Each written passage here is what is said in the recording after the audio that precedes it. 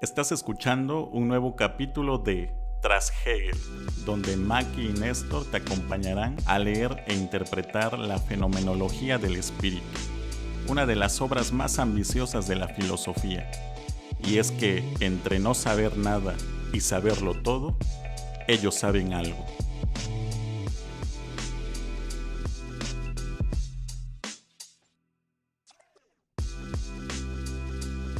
Hola, bienvenidos a un nuevo capítulo de Tras Hegel, el podcast donde leemos y comentamos la fenomenología del espíritu. Yo soy Maki, profesora de todos lados menos de secundaria. Y yo soy Néstor, profesor de filosofía y alumno de doctorado. Y en este capítulo les habíamos dicho que íbamos a comenzar el apartado sobre la fuerza y el entendimiento, pero nos hemos dado cuenta de que es un apartado bastante complicado, no solo de explicar, sino de entender.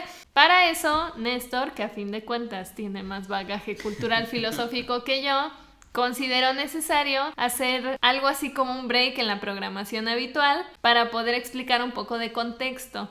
Esto porque el apartado de fuerza y entendimiento pareciera que da un salto medio extraño desde la percepción.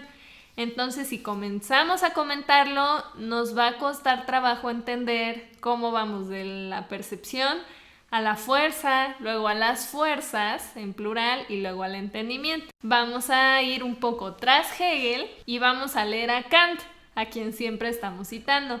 Efectivamente. Entonces vamos a leer un poco en este capítulo de la crítica de la razón pura de Immanuel Kant. Y ahora Néstor nos va a explicar un poco más qué va a pasar. Para ser más exactos, nos vamos a situar en el apéndice a la dialéctica trascendental, si tienen la edición crítica, cualquiera que ésta sea, en el número A648. Resulta que si nosotros leemos solamente la fenomenología, resulta bastante esotérica, porque las transiciones no son tan naturales como pudiéramos haberlo pensado. Y como a Hegel le choca citar. Exactamente. Dicho sea de paso, porque no hay ninguna referencia donde asirte, donde seguirte, agarrar, vamos. Resulta prudente que nosotros vayamos a el fundamento del texto o de la idea central de Hegel dentro de la crítica de la razón pura kantiana. Podemos rastrear incluso que la noción de sensibilidad, la noción de percepción se encuentran también presentes dentro de crítica de la razón pura, pero obviamente como nosotros nos estamos abocando a leer a Hegel, hay una transición hasta cierto punto natural que va del esto a la cosa, o que va de la certeza sensible a la percepción, cosa que hemos venido explicando en los anteriores capítulos. Ahora, sin embargo, ¿cómo es que entramos al concepto de entendimiento? ¿Cómo el entendimiento tiene que solucionar estos problemas, estas dificultades, estas paradojas dentro de la conciencia? ¿Y cómo se resuelve la cuestión de la fuerza? ¿Qué es la fuerza, Maki? De acuerdo a la definición normal de la física, de la ciencia empírica, es la energía o el esfuerzo que se necesita para realizar un trabajo. Esas primeras definiciones las encontramos con Isaac Newton en su obra Principia Mathematica Philosophiae Naturae, que los clásicos nos dirán se pronuncia Philosophiae Naturae.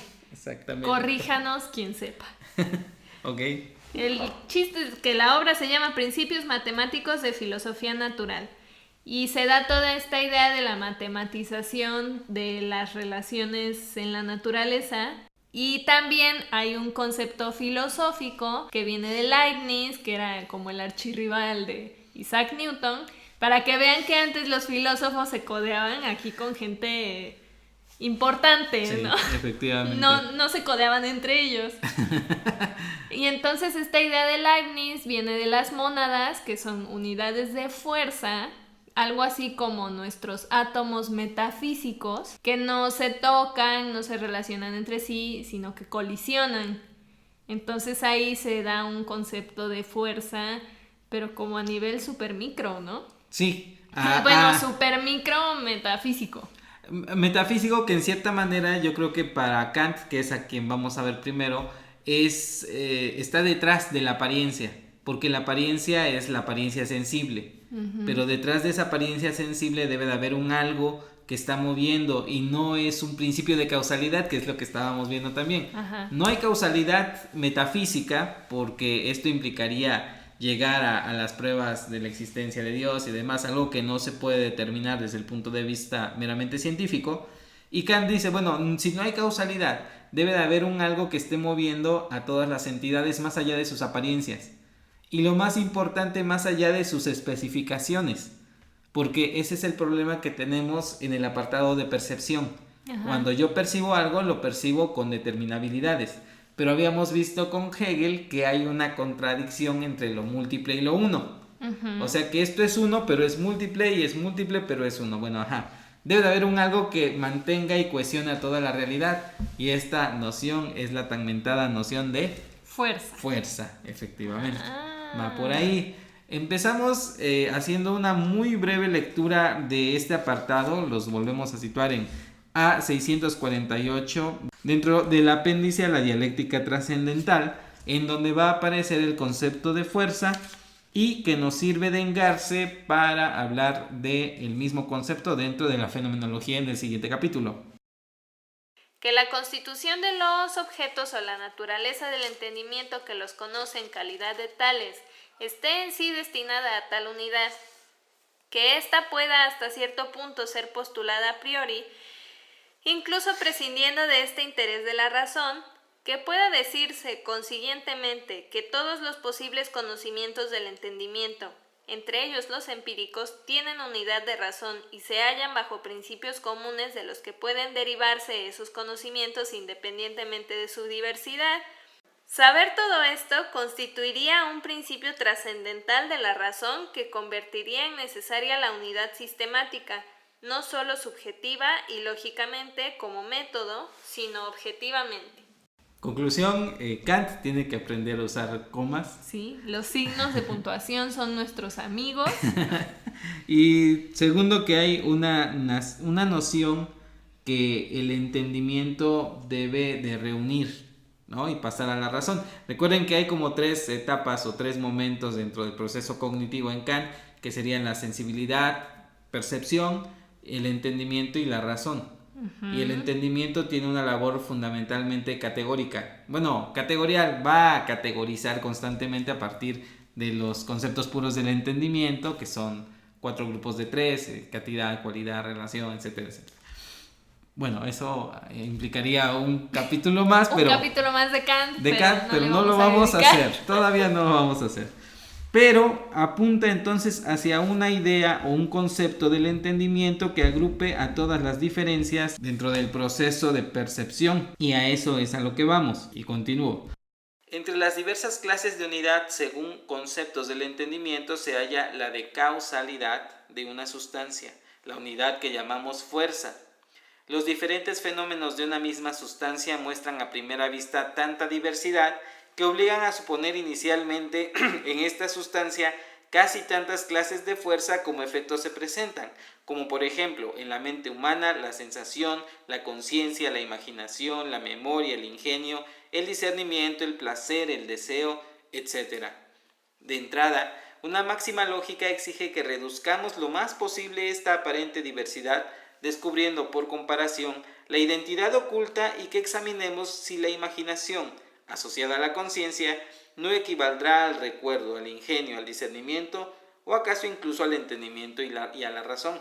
Aunque la lógica no pueda comprobar si existe una fuerza básica, esta idea constituye al menos el problema de una representación sistemática de la diversidad de fuerzas.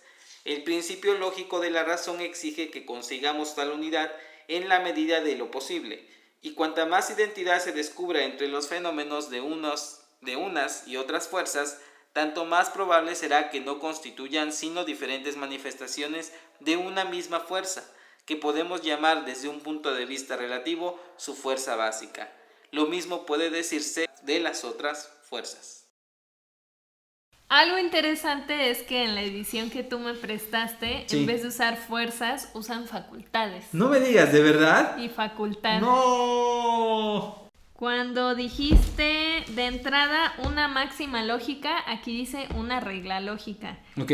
Pero de ahí, o sea, es lo mismo, solo que me llamó la atención. Pero sí viene fuerza básica. No. No, facultad. su facultad básica, lo cual arroja luz, ¿no? Porque entonces no estamos hablando de fuerzas como en la física, sino, entre comillas, como nuestra fuerza mental de poder dar esos saltos. De hecho, la noción implicaría más eso, ¿no? Porque dices facultad es un poder.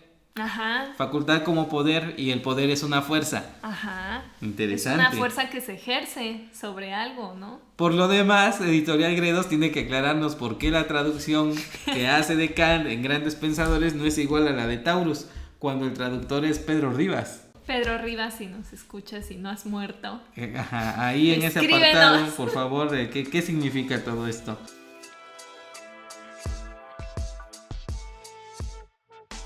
El problema radica en Sí. que vamos de la percepción al entendimiento, Ajá.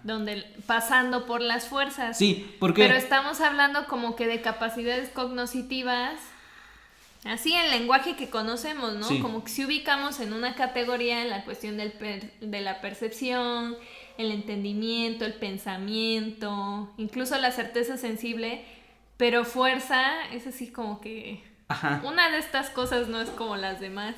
Claro. Pero cuando en mi versión de la crítica de la razón pura vemos facultades en vez de fuerzas, pues ayuda un poco a echar luz sobre el problema que presenta Hegel, ¿no?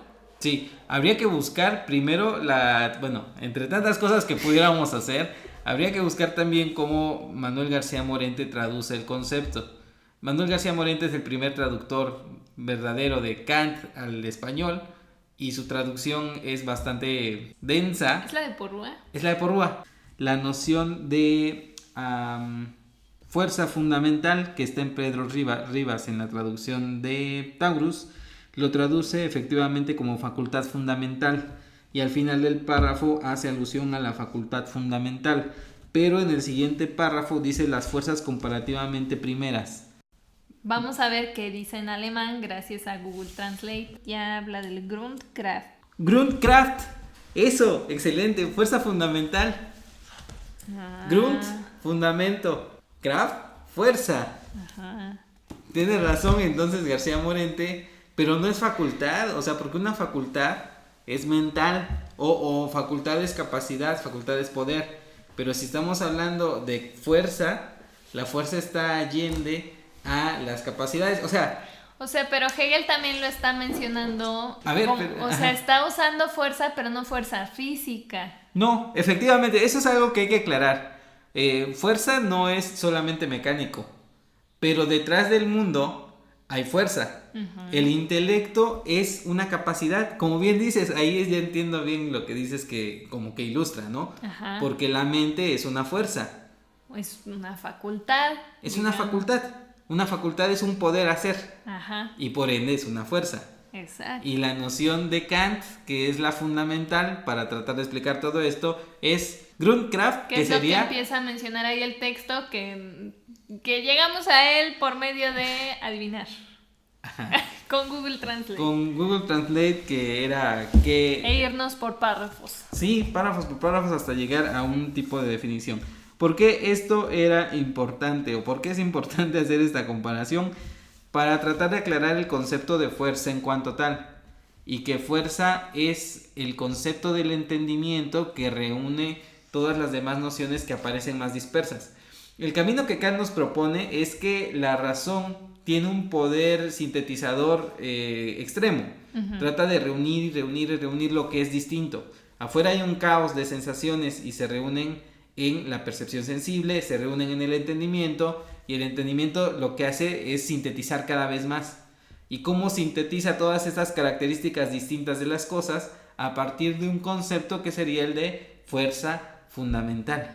Ajá. Que es como el tipo de concepto que reúne las diferencias independientemente de todos los objetos que estamos alrededor. Uh-huh. Y esa es la transición que salta de repente cuando leemos solamente a Hegel y dices, ¿qué onda con las fuerzas? Ajá, ¿de dónde las sacó? Las fuerzas, ¿sí? ¿Qué tienen que ver las fuerzas que nosotros pensamos son físicas con el ejercicio mental o metafísico o incorpóreo que está haciendo la conciencia? Efectivamente, pero ya leyendo ¿cómo se llama? Este apartado que se llama El apéndice de la dialéctica como que cobra más sentido, toda vez que tengas 3 traducciones de Kant distintas y tengas además el Google Traductor y demás. Para la versión en alemán. Así es como se hace la investigación filosófica. Densa, pesada y te termina dando un poquito nada más. Pero sí, o sea, solo entendimos que nos va a ayudar un poco a entender a Hegel, pero no es como que ya entendimos a Kant. Y de hecho todavía ni siquiera hemos leído a Hegel, ¿no? No. Pero pues, de eso se trata, ¿no?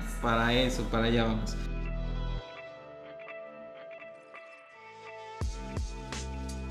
Estamos en el apéndice a la dialéctica trascendental, en el apartado el uso regulador de las ideas de la razón pura. Exactamente, dentro de este apéndice podríamos decir que hay una consecución de los conceptos que Hegel nos va a ir también desarrollando dentro de la fenomenología del espíritu. El primero fue el concepto de fuerza.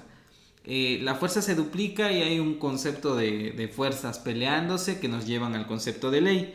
Y esto nos lleva a una especificación de las leyes, como se puede notar en A657. Habla de la razón prepara pues el terreno del entendimiento de manera siguiente. 1. Mediante un principio de homogeneidad de lo diverso bajo géneros más elevados. 2. Mediante un principio de variedad de lo homogéneo bajo especies inferiores, para completar la unidad sistemática. La razón añade todavía 3. La ley de afinidad de todos los conceptos. Esta ley obliga siempre a pasar de una especie a otra sin romper la continuidad, incrementando gradualmente la variedad. Podemos llamarlos principios de homogeneidad, de especificación y de continuidad de las formas. El último es resultado de la unión de los dos primeros, una vez completada en la idea la conexión sistemática mediante el ascenso a los géneros superiores y el descenso a las especies inferiores, ya que entonces todas las diferencias se hallan relacionadas entre sí, pues todavía derivan, a través de los diversos grados de determinación progresiva, de un único género supremo. Bueno, ¿para qué nos sirve el concepto de ley dentro de la ciencia? Pues para conocer algo que damos ya por hecho, ¿no? Que siempre va a suceder así. También es como un tipo de relación entre lo particular y lo universal. Ajá, porque de varios experimentos que no dejan de ser particulares, sí, inferimos algo que es universal y ya lo usamos como ley. Entonces la ley que sale a posteriori de nuestros experimentos, sí, la usamos ya a priori para experimentos o afirmaciones futuras. Pero dado que... Si alguien sabe más, que nos corrija. Efectivamente. Sin embargo, aunque yo la descubra a posteriori, en realidad la ley está siendo vigente a priori. Ajá, siempre ha estado ahí, ¿no? O sea, la gravedad existía desde antes de que a Newton le cayera la manzana en la cabeza. Sí, efectivamente, aunque Newton no la había descubierto, no significa que las cosas anduvieran flotando. Que no existía. Efectivamente, esa es la idea que me parece que hay que rescatar, y que también la ley es una manera de lidiar que el intelecto utiliza para lidiar con la variedad, con lo mutable, con lo que está siempre cambiante. Y para darnos cuenta de lo fijo que hay en el movimiento, ¿no? Efectivamente. Que a final de cuentas es lo que Hegel expresa tanto. Efectivamente, porque la fuerza no es otra cosa más que movimiento.